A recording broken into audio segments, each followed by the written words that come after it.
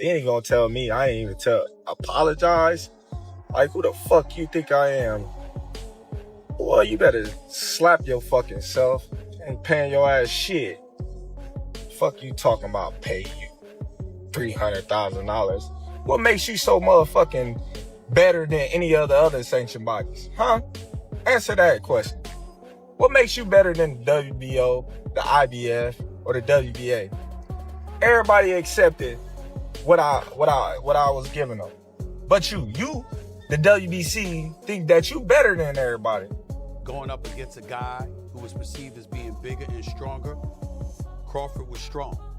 Crawford was strong enough to fend him off, strong enough to make him respect his own power.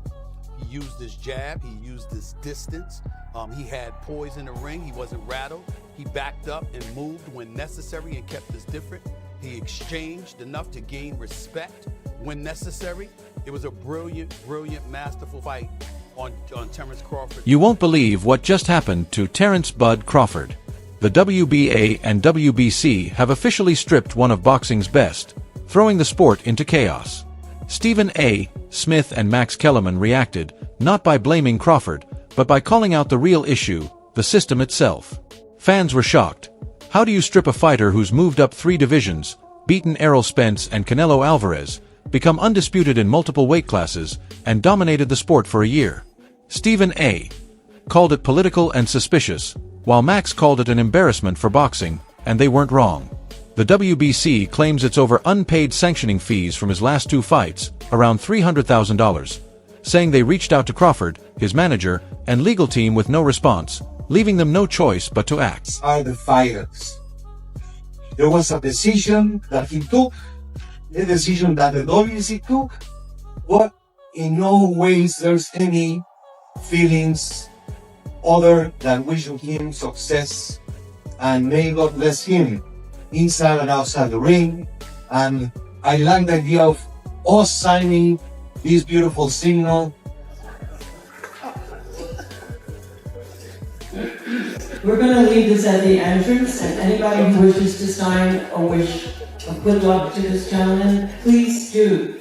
And it's with sincerity that we do wish him, as all boxers, the best of luck, safe, and healthy. After that, things snowballed quickly. The WBC declared the super middleweight title vacant, and the WBA followed with their own ruling. Just like that, Crawford's hard-earned undisputed run was dismantled.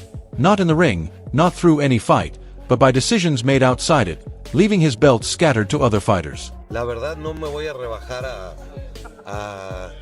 digo, ya me comentaron, ¿no? Que dijo cosas horribles, no me voy a rebajar. Terence Crawford es un boxeador. El propósito de la existencia del organismo es el boxeador. Y que Dios lo bendiga, que tenga mucho éxito, es un gran peleador, ha sido campeón mundial de los 4 organismos, ya 12 años, es la estructura, y si él toma sus decisiones, ese es su derecho, y lo que él diga es cuestión de lo que él va a decir. No va a encontrar en el Consejo Mundial de Boxeo un rival para pelear, definitivamente. When Crawford heard the accusations, he exploded. On an Instagram Live, he fired back, saying he wouldn't pay anything and questioning why the WBC was any better than other organizations, calling the ring belt the real belt that's free. He added that Mauricio Suleiman was upset because he beat Canelo, even claiming, "You were mad that I beat your boy. I could see it on your face." Many fans side with him, and it's easy to see why. The timing looks too convenient. Crawford rises as boxing's global face, beats Canelo, and suddenly the belts disappear. Does that seem normal? Let me know what you think in the comments. Mauricio, I appreciate you. Because everybody in the world know you was going for Canelo. You was mad that I beat Canelo. It's okay. It happens, you know? But if you a real fan of the sport, you would have, said congratulations instead of having that little smirk on your face, all mad and pouting. But listen though, you should have took the money, and you should have been thankful and grateful that I was rocking your belt around as your champion. They got their they ranking systems when people be mandatories for years, like Benavidez. You know, they don't strip these fighters, but I give credit to the IBF. They stripped me. They ain't even give me time. They stripped me, popped me, even though I wasn't, you know, coming back down the way. But, you know, they handled their business. They did what they were supposed to do. The WBC, you ain't never see them strip no Canelo. Neither Stephen A. nor Max went after Crawford. They went after the system itself. Stephen A. said, "You can't call this a world championship sport when fighters lose belts without even stepping into the ring." Max added, "You claim legitimacy, but the rules are so confusing that casual fans can't follow them. Boxing has too many belts, too many fees, too many inconsistent decisions, and now it's hurting the best fighter in the world." Turkey Al-Rashid, I have an idea on how you can fix boxing almost forever. Turkey, it is understood and no mystery that you have a ton of it. You already have it to the point where everybody is just fighting each other and people are getting exposed. And we're finding out who the best is. Now all we need is one title. If you can buy out all the sanctioning bodies and replace it with that one undisputed belt. One belt, one champion, like back in the day. And now everybody got to fight the champ. And hell, he shouldn't even have to pay a sanctioning fee. Here's the twist. Crawford isn't denying he skipped the fees. He's challenging the reasoning behind them. He pointed out that these organizations live in luxury hotels, dine extravagantly, use fighter fees to cover everything, and tax athletes for every belt they hold. But even said, "You should be paying me." And honestly, when a fighter beats Canelo and becomes undisputed at 38, he's not wrong. You know, I see Mauricio, you know, got a lot to say about me not paying him $300,000 plus another $100K something for sanction fees, right? Then he gonna tell me I ain't even apologize? Like, who the fuck you think I am? Boy, you better slap your fucking self. Ain't paying your ass shit. Fuck you talking about pay you $300,000. What makes you so motherfucking better than any of the other sanctioned bodies? Huh? Answer that question. What makes you better than the WBO, the IBF, or the WBA? Everybody accepted what I was giving them. But you, the WBC, think that you better than everybody, don't you? So since you, the WBC, and you got the fucking green belt, which don't mean fucking shit. Fucking real belt is the ring belt, which is free, motherfucker. What are you talking about? You want me to pay you more than the other sanctioned bodies because you feel like you better than them. How in the world all the sanctioned bodies agree to the same amount, but you sit your motherfucking ass up there and say that I need to apologize to you? The fuck? You can take the fucking belt. That brings us to the big question Stephen A. raised. Should sanctioning bodies have this much control over star fighters? Share your thoughts. Years ago, when Floyd criticized the belt system for having too many titles, people laughed, but nobody's laughing now. Floyd warned that the system is built to drain fighters financially. People don't know, you have to pay for every belt that you win, there's a sanctioning fee. So now if a fighter was an interim belt, he has to pay a sanctioning fee. If a fighter has just the regular belt, he has to pay a sanctioning fee. Then if a fighter is a super champion, then he has to pay a sanctioning fee. This is not good for the sport of boxing. He warned that paying fees for every fight is a trap, and now Crawford is experiencing Floyd's warning firsthand. Fans often don't realize how much these fees drain fighters. Too many belts, too many charges, too much politics, and Crawford is dealing with all of it at once. Seeing fighters after the fight, everybody got a championship belt now. Now boxing, all these belts is like trophies. The WBC, the WBA, the IBF and the WBO, y'all gotta clean it. Y'all gotta clean this shit up. Y'all have to clean this up. This is bad for boxing. Ain't there such thing as no super champion. You guys are just taking extra money from all these fighters, getting extra money from sanctioning fees. And this goes to my company as well. We got to clean the sport of boxing up. This don't look good. When you look on TV now, everybody's a champion. Here's where it gets messy. Opinions are split. Some defended Crawford, while others didn't. Lamont Roach argued that all fighters should pay sanctioning fees. It's part of the system. Bill Haney countered that fighters shouldn't be forced to pay unless they agree up front. Now I hear this new narrative that you don't have to be a champion. Mm-hmm. You don't have to be a champion. That's a falsehood.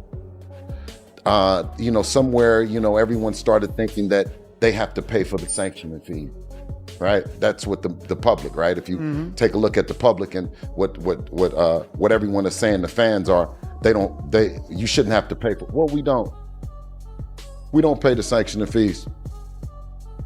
Comes out of the check. No. It's decided way before the fight even happens. Who's gonna pay the sanctioning fees? Well, if you deliver a world title fight to a network, the network is gonna pick up the sanctioning fees. Yeah, the network is gonna put enough in the budget. Listen, we need to knock it off and stop. Not every time, because I remember Wilder complaining he had to pay $40,000. Joe Rogan sided with Crawford, pointing out that half of these belts don't even matter and calling the Ring Magazine belt the only pure title. What's the deal with boxers paying fees for belts? Is that a real thing? Yeah, that's normal. It's called sanctioning fee. Is that fair? Yeah. Fight for their belt, you better pay their damn money, because if you don't have a belt, you're not making as much money anyways. Let's say, for instance, right, you find me a deal for $1 million, but you want $300,000. Okay, that's a lot of money. But I wouldn't have had the fucking million to begin with if it wasn't for you. If it wasn't for fun. Pay the sanctioning fee. Stop being a cheap fuck. Errol Spence surprised everyone by defending Crawford, echoing Floyd's point. There are too many belts, and that's the real issue. Like, come on now. I'm crazy. It's like I'm paying you to make me a belt. You're not paying me. So right. The only one that really matters is the ring belt, because it's free. It's free. Like, why do I gotta pay to be champion? Yeah. Once you start thinking about that, like, dang, yeah, I'm paying all this money. And the Ring Magazine belt is as respected as any. Imagine this. The very fighter Crawford beat in the ring is now defending him for getting stripped.